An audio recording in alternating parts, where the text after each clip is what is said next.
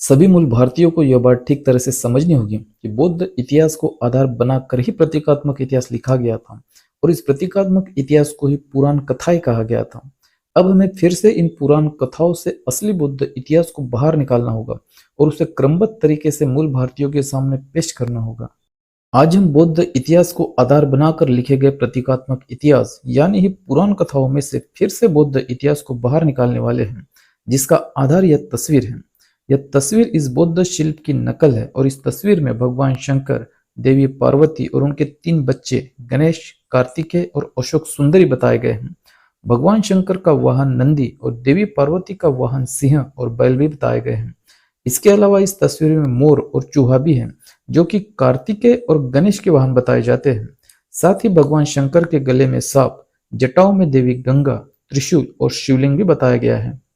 क्योंकि यह तस्वीर इस बौद्ध शिल्प की नकल है, इसलिए इस तस्वीर में दिखाए गए सभी पात्र भी बौद्ध इतिहास के ऐतिहासिक व्यक्तियों की नकल ही हैं। इस तस्वीर में एक बालक दिखाया गया है जिसका सर हाथी का और धड़ मनुष्य का है, जिसे गणेश कहा जाता है। गणेश के अलावा इस स्वरूप को गणपति, विनायक, अष्टविनायक के साथ ही अन्य नामों से भी संबोधित किया जाता है। बौद्ध इतिहास में बुद्ध के जन्म के साथ हाथी का स्वप्न जुड़ा हुआ था, इसलिए ही बुद्ध को सर हाथी का और धड़ मनुष्य का इस रूप में दिखाया जाता था और इस रूप को ही अष्टविनायक या विनायक भी कहा जाता था। अष्टविनायक इसलिए कहा जाता था क्योंकि बुद्ध ने अष्टांगिक मार्ग के साथ ही विनयों का निर्माण भी किया था, इसलिए ही इस तस्वीर में जिसे गणेश कहा गया है, असल में वह बुद्ध का प्रतीकात्मक रूप ही है। बुद्ध का जन्म शुद्धोदन और महामाया से हुआ था, तो शुद्धोदन और प्रजापति गौतमी से नंद और नंदा का जन्म हुआ था। यानी ही राजा शुद्धोदन के कुल 3 बच्चे थे, सिद्धार्थ, नंद और नंदा, और इसलिए ही इस तस्वीर में जिसे गणेश कहा गया है वह सिद्धार्थ बुद्ध तो है ही, साथ ही जिसे कार्तिकेय कहा गया है असल में वह नंद, और जिसे अशोक सुंदरी कहा गया है असल में वह नंदा ही है।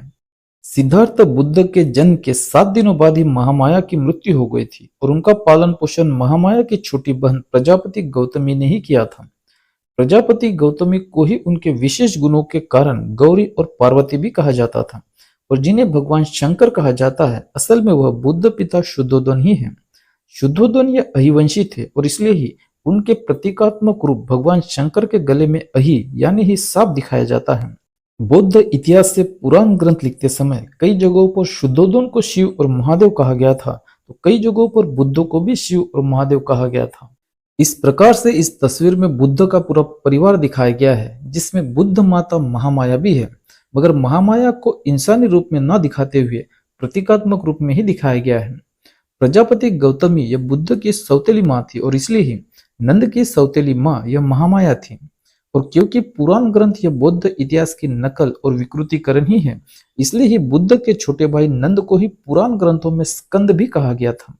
और स्कंद पुराण में यह बात लिखी हुई है कि स्कंद की सौतेली माता का नाम देवी गंगा था, और वामन पुराण के अनुसार पर्वतों के राजा हिमवन की एक पुत्री गंगा थी, तो अन्य एक पुत्री पार्वती भी थी। इस प्रकार से गंगा और पार्वती इन दोनों को पुराण ग्रंथों में बहनें बताया गया है। पार्वती यह प्रजापति है और इसलिए ही गंगा यह महामाया का ही प्रतीकात्मक रूप है। बौद्ध इतिहास में नंद की सौतेली माँ बुद्ध माता महामाया का होना ही पुराणों में स्कंद की सौतेली माँ देवी गंगा का होना बताया गया है। यानी ही बुद्ध माता महामाया को ही स्कंद और वामन पुराण में देवी गंगा कहा गया है, और इसलिए ही भगवान शंकर की जटाओं में से जो गंगा नदी बहते हुए दिखाई जाती है असल में वह बुद्ध माता महामाया का ही प्रतीकात्मक रूप है। इस प्रकार से प्रतीकात्मक इतिहास में बुद्ध पिता शुद्धोदन को शंकर, बुद्ध माता महामाया को देवी गंगा, बुद्ध मौसी माँ प्रजापति गौतमी को गौरी और पार्वती, बुद्ध के छोटे भाई नंद को कार्तिकेय और स्कंद, और बुद्ध की बहन नंदा को अशोक सुंदरी कहा गया था। साथ ही इस तस्वीर में दिखाए गए अन्य प्रतीक जैसे कि सिंह, बैल, मोर, चूहा, त्रिशूल और शिवलिंग ये सभी बौद्ध धर्म के प्रतीक ही हैं। इस तरह से किए गए बौद्ध इतिहास और पुराण ग्रंथों के तुलनात्मक अध्ययन से यह बात साबित हो जाती है कि पुराण ग्रंथ यह बौद्ध इतिहास की नकल और विकृतीकरण ही है।